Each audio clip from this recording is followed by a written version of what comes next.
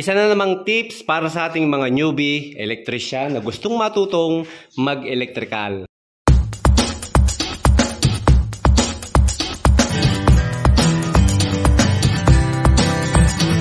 So ngayon, bibigyan ko kayo ng tips about sa wiring ng ating mga switching para sa ating mga lighting. Okay?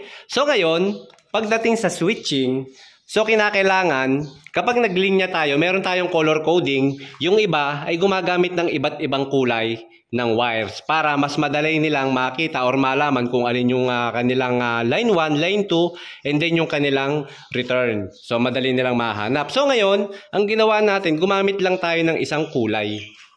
So ngayon, kapag gagamit tayo ng isang kulay lang, pagdating sa mga wirings natin, katulad nito, naglalagay ako ng marking. Palatandaan. Ito ay palatandaan kung nasaan yung ating line 1 or line 2. And then itong mga walang kulay na yan naman yung ating mga return. Sabali sa ibabaw, so meron din akong marking doon, nilagyan ko ng electrical tape yung aking line 1 para madali kong makita yung ating mga linya. And then hahanap ko agad kung nasan yung return. And then kung gusto niyo ayaw niyo ng electrical tape, pwede kayong mag-marking, guhit. Okay, tanda.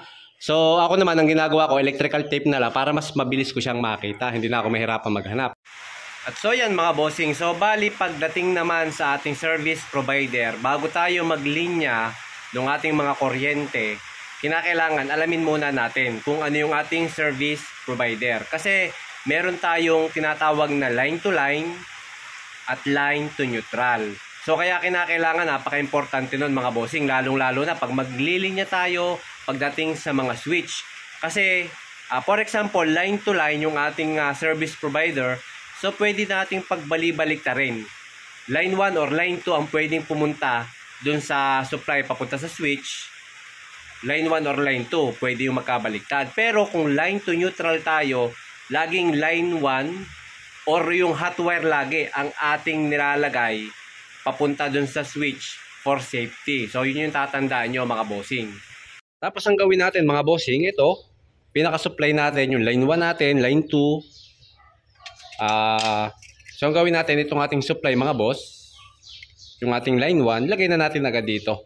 So, para hindi na tayo malito mamaya, kahit itong tatlong return natin, pag binalatan natin yan, at magkabali-baliktad man yan sila, wala na tayong problema doon. Okay? Ang importante lang talaga yung supply natin na kinakailangan ang hindi mag-mix sa kanila or magkabali-baliktad.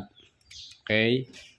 So madali lang naman yung solusyonan kapag halimbawa na nakalimot kayong mag-marking doon sa supply ninyo, sa line ninyo, doon sa ating hot wire, wala naman problema yun mga boss, madali yung matrace.